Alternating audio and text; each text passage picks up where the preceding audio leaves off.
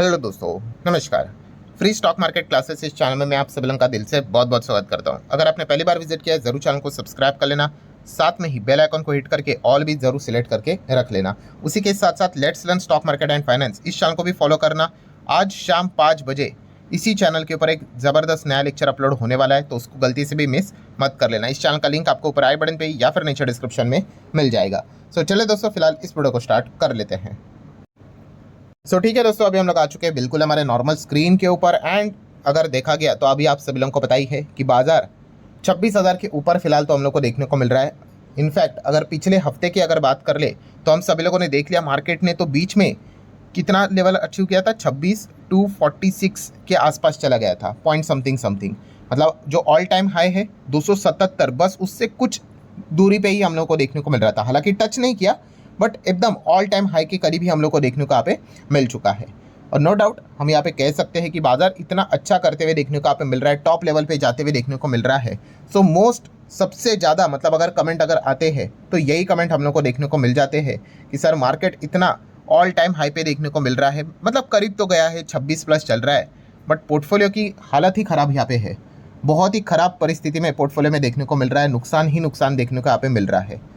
इसी से रिलेटेड वैसे तो देखा गया, इसके ऊपर मैं बहुत सारी चीज़ें ऑलरेडी आपको कवर करके बता चुका हूँ कि कभी भी अपने पोर्टफोलियो को निफ्टी से कंपेयर करना, सेंसेक्स से कंपेयर करना, मार्केट के इंडाइसेस से कंपेयर करना कोई सेंस की बात नहीं होती है। क्योंकि अगर निफ्टी की बात कर ले भाई, उसमें 50 शेयर है, सिर्फ लार्ज कैप है। आपके पोर्टफोलियो में कितने शेयर है डिपेंड करता है, हर कोई व्यक्ति अलग अलग शेयर्स लेकर बैठा है। कोई 2 हो सकता है, कोई 3, कोई 4, कोई 5, कोई 100, कोई 50, कोई 200 भी। उसमें फिर मिड कैप भी हो सकता है, small cap, large cap, micro cap, nano cap, अलग अलग टाइप की कंपनियां। तो इसलिए पोर्टफोलियो को कभी भी कंपेयर करना इंडेक्स लेवल से कोई सेंस की बात यहाँ पे होती नहीं है। हाँ, आप ये ज़रूर कह सकते हैं कि इन टर्म्स ऑफ रिटर्न्स, कि अगर निफ्टी ने, बाजार ने इतने इतने XYZ रिटर्न्स यहाँ पे दिए हैं, सो हमारा पोर्टफोलियो में इतना देना चाहिए, वो बात चलो समझ में यहाँ पे आ जाती है एक एवरेज रिटर्न के हिसाब से। बट बाकी के कंपैरिजन की अगर बात कर ले तो वो सेंस का पॉइंट यहाँ पे बनता है नहीं। बट यस, फिर भी अगर देखा गया तो काफ़ी लोग इसी चीज़ के चलते परेशान रहते हैं। और इस वीडियो से आप लोगों को बहुत अच्छी तरीके से यहाँ पे सोल्यूशन मिलने वाला है कि अगर आप ये सोच रहे हो कि बाजार तो ऑल टाइम हाई पे है, पोर्टफोलियो तो माइनस में देखने को आप मिल रहा है, नुकसान में देखने को मिल रहा है, तो इसका सोल्यूशन क्या है। एक एक पॉइंट हम लोग यहाँ पे क्लियर करेंगे। सबसे पहले दोस्तों मैं अगेन कह रहा हूँ, अभी हुआ क्या है कि मार्केट पे एंट्री काफ़ी इजी हो चुकी है। आप यहाँ पे डीमैट अकाउंट ओपन करो और एक दिन के अंदर अंदर ही शेयर खरीदो, काम शुरू। ट्रेडिंग करना चाहते हो तो ट्रेडिंग कर सकते हो, इन्वेस्टमेंट करना चाहते हो तो इन्वेस्टमेंट कर सकते हो, पैसा होना चाहिए, इतना सिंपल। अब यहाँ पे इन्वेस्टमेंट यहाँ पे हो चुका है। बट प्रॉब्लम क्या हो जाता है दोस्तों कि हमारे बेसिक्स ही क्लियर नहीं होती है। बेसिक्स क्लियर नहीं मतलब क्या, कि आपने ये मार्केट में पोर्टफोलियो बनाया आपने, ठीक है, कितने भी शेयर का बनाया हो, 10, 15, वॉट, पहले तो आपका वाई क्लियर होना चाहिए। यही सबसे बड़ा प्रॉब्लम है। वाई मतलब क्या, कि आपने ये पोर्टफोलियो है वो क्यों बनाया है, वो क्लियर आपका यहाँ पे होना चाहिए। बहुत सारे लोगों का यही क्लियर नहीं है। मतलब बेसिक क्लियर मतलब पॉइंट क्या होता है पता है, कि चलो मैंने ये पोर्टफोलियो इसलिए बनाया है कि ये जो इंडेक्स का जो परफॉर्मेंस देखने को मिला है, निफ्टी 50 जितना देगा उससे एटलीस्ट थोड़ा तो ज़्यादा रिटर्न्स यहाँ पे मिलने चाहिए। यही एक बेसिक एकदम बेसिक चीज़ रहती है कि अगर मार्केट अगर 10% दे दे तो एटलीस्ट हम 10 से थोड़ा ज़्यादा निकाल ले। ये एक हमारा बेसिक रिक्वायरमेंट तो होता है, ठीक है। अगर सेम ही चाहिए तो फिर निफ्टी के ही ETF देखने को मिल जाते, उसी में ही लगा देते। तो सबसे पहले जैसे अभी मैंने आपको यहाँ पे बोला कि आपका वाई क्लियर होना चाहिए। बॉस आपने पोर्टफोलियो बनाया क्यों, और थोड़ा कड़वी बात बोल देता हूँ, बुरा लगे तो चलो माफ़ कर देना। आधे लोगों को पता ही नहीं कि उन्होंने खुद से मतलब क्यों बनाया पोर्टफोलियो। रैंडमली रैंडमाइजेशन चलता है। अच्छा ये स्टॉक अच्छा लगा, चलो खरीदो। किधर XYZ चैनल, यूट्यूब चैनल के ऊपर देख लिया, चलो खरीद लो। टीवी के ऊपर देख लिया, खरीद लो। टेलीग्राम के ऊपर सुन लिया, मतलब देख लिया, खरीद लो। और इस प्रकार से पोर्टफोलियो, कोई भाग रहा है, खरीद लो। तो इस प्रकार से रैंडमली काफ़ी लोग क्या करते हैं, पोर्टफोलियो बना लेते हैं। एंड उसके बाद आधा इन्फॉर्मेशन फॉलो कर लेते हैं। कौन सा, लॉन्ग टर्म इन्वेस्टमेंट। सर आप बोलते हो ना कि लंबा होल्ड करना चाहिए, मैं लंबा होल्ड करूँगा। अरे भाई लॉन्ग टर्म जोर ज़बरदस्ती से होल्ड करना, ये कोई आपको गारंटी नहीं देता कि आपका पैसा बनेगा। इतना सिंपल थोड़ी है। मतलब हर कोई कर लेता है यार, पैसा डाल के छोड़ दूंगा मैं भी 5-10 साल पैसा बन के ही आ जाएगा, ऐसा कोई बात नहीं है। भाई आप क्या खरीद रहे हो, ठीक है, आप कौन से दाम के ऊपर खरीद रहे हो, वैल्यूएशन क्या है, ये सारी चीज़ें मैटर करती है। पहला वाला पॉइंट जो आप ये जो परेशान होते हो ना कि मार्केट ऑल टाइम हाई पे, मेरा पोर्टफोलियो तो नुकसान पे चल रहा है, पहले तो वाई क्लियर करो कि आप कितना रिटर्न यहाँ पे चाहते हो, ठीक है, एग्जैक्टली आप चाहते क्या हो। आप जैसे अभी मैंने आपको कहा कि आप इंडेक्स जितना ही परफॉर्मेंस चाहते हो, जैसे कि निफ्टी यहाँ पे ऊपर अगर चला जाए, ठीक है, अगर हम लोग यहाँ पे बात करें निफ्टी ऊपर चला जाए तो आपका पोर्टफोलियो भी ऊपर जाना चाहिए, अगर निफ्टी नीचे जाएगा तो आपका पोर्टफोलियो भी नीचे, निफ्टी फ्लैट चले तो वो भी फ्लैट, निफ्टी 10-12% भागे तो वो भी आपका भी पोर्टफोलियो 10-12%। तो एक ही काम कर लो, कौन सा, कि निफ्टी का जो ETF आता है, ठीक है, वही खरीद लो, एक ही काम हो गया। तो फिर आप देख लो एकदम सेम चलेगा, बाजार भी ऊपर चलेगा, आपका पोर्टफोलियो भी ऊपर, ये भी नीचे तो पोर्टफोलियो भी नीचे, और कुछ करने की जरूरत ही नहीं है। यही तो मैं समझा रहा हूँ आपको कि आपने फिर पोर्टफोलियो बनाया क्यों है। अगर आपको इंडेक्स जितना ही रिटर्न चाहिए then go with the Nifty 50 ETF, ठीक है, कोई रिकमेंडेशन नहीं, मैं आपको इन जनरल बात बता रहा हूँ।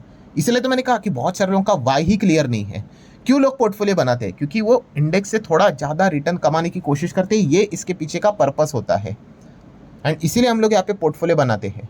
एंड इसीलिए अगर हम बेसिक रूल को ही फॉलो करें तो आपको पता ही है कि अगर आपको ज़्यादा रिटर्न चाहिए तो भाई रिस्क भी ज़्यादा, मतलब क्या है कि अगर आपको हायर रिटर्न चाहिए इंडेक्स से भी ज़्यादा, तो भाई जब वो गिरेगा तो पिटाई भी उतनी होगी। तो ये पॉइंट हमें पता होना चाहिए ना, और वही पॉइंट हमें यहाँ पे पता नहीं है। अगर आपको सेम रिटर्न चाहिए, जैसे अभी मैंने आपको बोला ना, ETF आपको मिल जाएंगे, इंडेक्स वाला निफ्टी 50 वाला ले लो, बात ही खत्म, एक ही रख लो, देख लो पोर्टफोलियो एकदम मैच करेगा। इंडेक्स 10% भागा तो वो आपका पोर्टफोलियो भी ऑलमोस्ट 10% के आसपास आपको यहाँ पे मिल जाएगा, ठीक है। एंड अगर वो गिरा तो वो सेम ही परफॉर्मेंस रहेगा। हम क्यों बनाते हैं पोर्टफोलियो? यस, क्योंकि पोर्टफोलियो बनाने से रिलेटेड मल्टीपल बेनिफिट्स भी रहते हैं। बेनिफिट्स मतलब कैसे, कि आपके पास चॉइस रहती है कौन सा शेयर खरीदना है, नहीं खरीदना है। देन आपको बोनस स्प्लिट, डिविडेंड भी मिल जाते हैं, बायबैक का ऑप्शन भी मिल जाता है, जो कि इंडाइसेस में आप जाओगे निफ्टी 50 ETF में तो ये तो कुछ भी नहीं है। देन रिटर्न्स की अगर हम लोग बात कर ले, अगर आप ETF में जाते हो तो आप एवरेज रिटर्न ही आपको मिलेगा, ठीक है। ऐसा तो नहीं होगा कि इंडेक्स कभी 300-400% भागेगा, नहीं होता है, ठीक है। एवरेज ही परफॉर्मेंस रहेगा। इंडेक्स क्या रहता है, 10-12%, 14% पास्ट परफॉर्मेंस के हिसाब से, या फिर जो बेसिक रूल रहता है, इन्फ्लेशन कितना है, GDP कितना है, हमारा ग्रोथ कितना है, 12-14% ही रहता है। अगर आप हैप्पी हो 12-14% से, जिसमें कोई बुरी बात नहीं है बॉस, आप ETF के बारे में विचार कर सकते हो। बट नहीं ना, आपको ज़्यादा रिटर्न चाहिए होता है, इसलिए तो लोग क्या करते हैं, पोर्टफोलियो बनाते हैं। यही भाई क्लियर नहीं है बहुत सारे लोगों का, एंड इसीलिए यहाँ पे वो परेशान रहते हैं। जैसे अभी मैंने आप लोगों को बताया कि अगर आपको 12-14% के रिटर्न चाहिए तो ETF है, बट अगर आपको ज़्यादा रिटर्न चाहिए, इसीलिए तो आपने पोर्टफोलियो बनाया है। एंड अगर उससे ज़्यादा रिटर्न चाहिए तो भाई जब वो गिरेगा तो ज़्यादा रिएक्ट भी करेगा। तो ये पहला वाला पॉइंट आपका अच्छी तरीके से क्लियर होना चाहिए। इसलिए मैंने क्या बोला अभी आपको कि बहुत सारे लोगों को क्लैरिटी नहीं है कि वो चाहते क्या है, ठीक है, और बस रैंडमली उन्होंने क्या किया है, चलो भाई दुनिया पोर्टफोलियो बना रहे, हम भी बना के रख लेते हैं, ठीक है, रैंडमली करके रखा हुआ है। और इसी चीज़ के चलते वो बार बार यहाँ पे क्या हो रहे हैं, फ्रस्ट्रेट हो रहे हैं। देन सेकंड पॉइंट की अगर हम लोग यहाँ पे बात कर ले, कौन सा, कि वही चीज़ कि अभी जैसे मैंने अभी आप लोगों को यहाँ पे बताया कि निफ्टी की बात कर ले, वो तो निफ्टी सेंसेक्स मार्केट वो तो ऑल टाइम हाई के करीब ही देखने को मिल रहा है।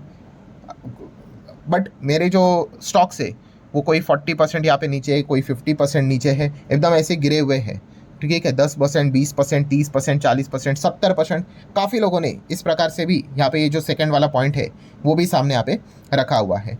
अगेन दोस्तों, अगर आपका पोर्टफोलियो में अगर स्टॉक इस प्रकार से नीचे कोई 20, 30, 50, 60, 45, 70, मैं एक स्टॉक की बात नहीं कर रहा हूँ, बहुत सारे स्टॉक्स की बात कर रहा हूँ, ठीक है। मान लो आपके पास 5-6 स्टॉक है और सब में यही हालत है, तो इसके पहले भी मैंने आपको बताया कि ये चीज़ दर्शाती है वो पर्टिकुलर इन्वेस्टर को एक चीज़ की बीमारी है, जिसको हम कौन सा बीमारी बोलते हैं, यस, स्टेज 2 की बीमारी, या फिर अगर आप चाहो तो और एक बोल सकते हो फोमो की बीमारी, मतलब fear of missing out. Yes, वो भागते हुए शेयर को खरीदता है एंड वो शेयर इतना ओवर वैल्यूड हो जाता है कि उसको लगता है कि भाई अगर कोई शेयर अगर मान लो 200%, 300% भाग गया, वो खरीदता है इसीलिए उसको लगता है कि अब मैंने खरीद लिया, अब और 300% मिलेगा। अरे भाई हो गया, उसमें से तेल निकल गया, 200-300% हो गया उसका कमा के, अब वो आराम करेगा। ऐसा कोई फिक्स रूल नहीं, बट आप इन जनरल बात समझो, इसलिए तो आप देख सकते हैं। फिर उसके बाद वो ऊपर से क्या होता है, प्रॉफिट बुकिंग, कि आप इमोशनल होके वो शेयर को खरीदते हो, एंड जो स्मार्ट इन्वेस्टर हो उसको आप क्या देते हो पता है, आप उसको एग्जिट देते हो कि चलो भाई उसने पहले ही स्टेज 1 में निवेश किया था XYZ कंपनी में, वो स्टॉक ऐसे था, अब भाग भाग के उसका पैसा 2-3 गुना हो गया। अब आ जाते फोमो वाले कि खरीदो, पब्लिक आ जाती है, चलो अभी हम लोग एग्जिट कर लेते, फिर वो ऊपर से नीचे, फिर वो 30-40% नीचे आ जाता है।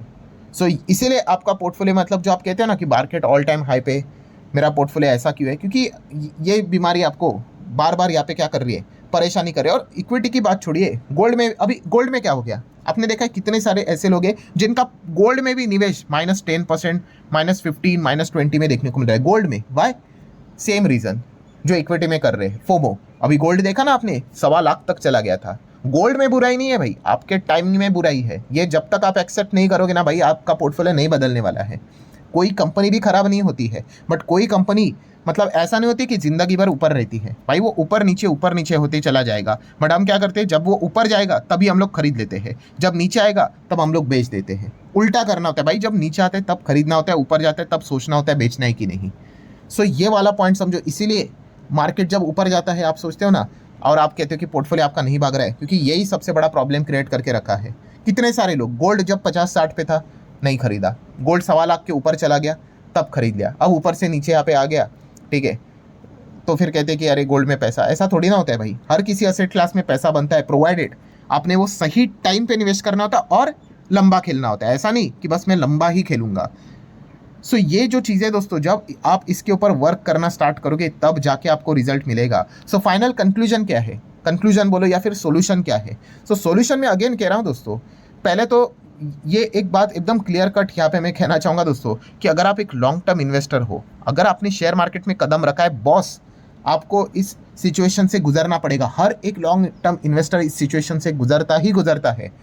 अगर आपको ऐसा लग रहा है कि मैं एस्केप करना चाहूँगा इस सिचुएशन से, मतलब मैं इस सिचुएशन से मतलब बोलते हैं ना कि अवॉइड कैसे करूँ, इसका कोई ट्रिक है? कोई ट्रिक नहीं है भाई, हर कोई इसमें से जाएगा। मैं भी जा चुका हूँ, हर कोई जा चुका है, ठीक है। इससे भी खराब सिचुएशन आएंगे भाई, जब कोविड जैसा सिचुएशन आता है, जब आपका पोर्टफोलियो इतना अच्छी तरीके से रिटर्न्स में आ जाते हैं, ठीक है, और फिर एकदम से अचानक से ऐसा क्रैश आ जाता है कि आपका पोर्टफोलियो जो बहुत अच्छा चल रहा था 70-80-100% रिटर्न का, वो -20-30 तक चला जाता है। ये सिचुएशन आ जाते हैं, बट फिर भी बाद में आप देख सकते हो रिकवरी होके वापस पोर्टफोलियो अच्छा भागना स्टार्ट यहाँ पे हो जाता है।